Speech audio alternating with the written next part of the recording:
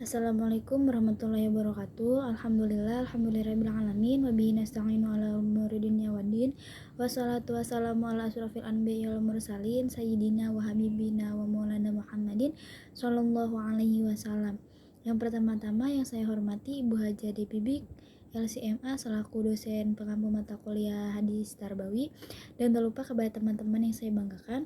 Sebelumnya izin memperkenalkan diri terlebih dahulu. Perkenalkan, nama saya Desi Nursanti dari kelas 4 PAIC.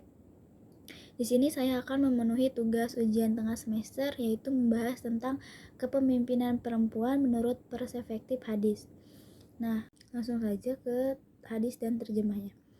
Bismillahirrahmanirrahim. Hadatsana Utsman bin Haitsami hadatsana Aufun anil Hasani an Abi Bakrata qala laqad nafa'ani Allahu bi kalimatin sami'tuha min Rasulillah sallallahu alaihi wasallam ayyamal jamali ba'dama kidtu an al-haqqa bi ashabil jamali fa uqantila fa'ahum qala lamma balagu Rasulullah sallallahu alaihi wasallam anna ahla farisa qad malaku alaihim binta Kisra qala lan yufliha qaumun walau amrahum imra'atan, yang artinya dari Utsman bin Haitham, dari Auf, dari Hasan, dari Abi Bakrah berkata, Allah memberikan manfaat kepadaku dengan sebuah kalimat yang kudengar dari Rasulullah Shallallahu Alaihi Wasallam pada hari menjelang perang Jamal.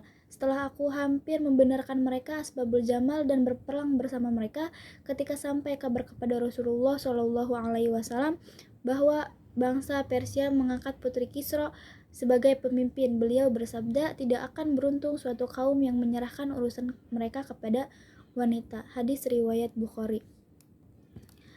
Adapun syarah penjelasan hadis tersebut, yaitu hadis ini berasal dari Imam Bukhari yang merupakan salah satu hadis terpercaya dalam Islam.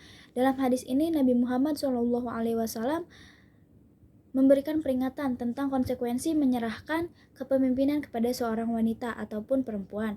Beliau menyatakan bahwa suatu kaum tidak akan berhasil jika mereka mengambil wanita sebagai pemimpin. Nah, ini adalah pandangan Nabi Muhammad SAW tentang kepemimpinan dan bukan penilaian terhadap kemampuan individu wanita secara umum. Hadis ini menunjukkan pentingnya memilih pemimpin yang memenuhi kriteria tertentu, termasuk kepemimpinan untuk memimpin dan mengambil keputusan yang bijaksana. Adapun sanadnya itu dari Mukharij al-Hadis itu Imam Bukhari, terus ke Utsman bin Umar al-Haitham, Auf bin Jamal al-Arabi, Hasan bin Abi Hasan Yasar, Nafi bin Haris al-Thaqafi, kemudian Rasulullah Shallallahu Alaihi Wasallam. Nah, jadi berdasarkan Rizal al-Hadis yang di atas ini terlihat bahwa sanad dalam hadis tersebut bersambung. Ittisal as-sanad, Utsman bin Umar al-Haitham berguru kepada Auf bin Jamilah al-Arabi, kemudian Auf berguru kepada Hasan bin Abi Hasan Yasar al-Basri, lalu Hasan al-Basri berguru kepada Nafi bin Haris at-Saqafi. Nah, selain bersambungnya sanad, para perawi dalam hadis tersebut juga tidak ada yang tercela Dengan demikian, maka hadis tersebut berkualitas sahih, terbukti karena dimuat dalam kitab Sahih al-Bukhari. Nah, untuk memudahkan kita, ada tabel berikut yang bisa dipahami Nah, kemudian ada argumentasi pendapat ulama terbagi menjadi dua, ada ulama klasik dan ulama kontemporer. Nah, yang pertama itu menurut Imam Ahmad bin Hambal, Imam Maliki, dan Imam Syafi'i, mayoritas mereka berargumentasi bahwa perempuan itu tidak boleh menjadi pemimpin walaupun dalam skup yang kecil dan terbatas. Nah, jadi beliau tidak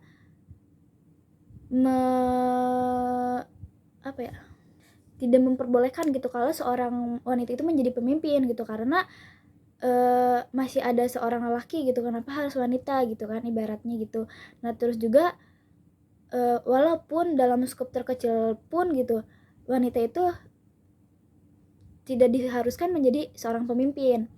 Yang kedua itu menurut Imam Al-Baghawi, yaitu termasuk seorang mufasir, berargumentasi bahwa perempuan tidak seharusnya menjadi pemimpin, kepala negara ataupun kodi hakim. Nah, menurut beliau perempuan itu tidak seharusnya menjadi pemimpin gitu, karena ya wanita itu tidak diharuskan menjadi pemimpin, karena yang menjadi pemimpin itu adalah seorang laki-laki gitu, bukan seorang perempuan. Nah yang ketiga itu, menurut Said Hawa, ketidakbolehan perempuan menjadi pemimpin karena sifat dan tabiat perempuan. Nah menurut beliau karena tabiat perempuan itu lemah lembut gitu kan, tidak bisa tegas gitu. Yang tegas itu laki-laki, yang bisa tegas itu laki-laki, karena perempuan tabiatnya itu lemah lembut. Perempuan harus melayani suami dan apa ya, mengurus rumah tangga gitu, bukan menjadi pemimpin yang harusnya dipimpin oleh seorang laki-laki. Adapun menurut ulama kontemporer, yang pertama itu menurut Ali Jum'ah Muhammad Abdul Wahab, mufti Mesir, termasuk di antara ulama berpengaruh gitu, yang memperbolehkan wanita menjadi kepala negara dan jabatan tinggi apapun seperti hakim, menteri, anggota DPR dan lain-lain. Nah menurut beliau, beliau berpendapat bahwa seorang perempuan itu bisa menjadi pemimpin gitu, baik itu seperti hakim, menteri ataupun anggota DPR gitu. Yang kedua, menurut Mahmud Syalut, ia menjelaskan bahwa tabiat kemanusiaan antara laki-laki dan perempuan ini hampir sama. Nah karena laki-laki dan perempuan ini yaitu manusia, karena manusia itu mempunyai hak-hak yang bisa mereka ambil gitu. Kalau misalkan seorang perempuan ingin menjadi pemimpin, itu diperbolehkan, karena seorang perempuan juga mempunyai hak sendiri gitu. Entah dia mau menjadi pemimpin ataupun apa, dia bisa mengajukannya gitu. Yang ketiga, menurut Muhammad Syahid Tantawi, Syekh Al-Azhar dan mufti besar Mesir. Nah, ia menyatakan bahwa kepemimpinan wanita dalam posisi jabatan apapun tidak bertentangan dengan syariah, baik sebagai kepala negara, al-wilayah, al-uzma, maupun posisi jabatan di bawahnya. Nah, menurut beliau, apabila seorang wanita tidak bertentangan dengan syariah, itu diperbolehkan menjadi seorang pemimpin gitu. Kecuali kalau bertentangan dengan syariah, itu tidak boleh gitu.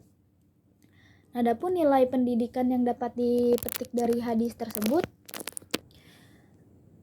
nilai pendidikan dapat diambil itu adalah pentingnya gitu memilih seorang pemimpin berdasarkan kemampuan dan kualifikasi yang sesuai, bukan berdasarkan jenis kelamin. Jadi mau laki-laki ataupun perempuan itu boleh, asalkan dia berdasarkan kepemimpinan dan kualifikasi yang sesuai. Nah meskipun hadis ini menyatakan bahwa suatu kaum tidak akan berhasil jika mereka menyerahkan kepemimpinan kepada seorang wanita atau perempuan, nah hal ini itu bukanlah penilaian terhadap kemampuan individu wanita gitu secara umum, melainkan konteks historis tertentu. Nah oleh karena itu nilai pendidikan yang dapat diambil adalah pentingnya menilai seseorang berdasarkan kompetensi, kecerdasan, integritas, dan kemampuan kepemimpinan, bukan berdasarkan jenis kelamin. Nah mungkin cukup sekian. Salah kata atau salah penyampaian mohon dimaafkan karena saya masih belajar. Wallahul muwaffiq ila aqwamit thoriq. Wassalamualaikum warahmatullahi wabarakatuh.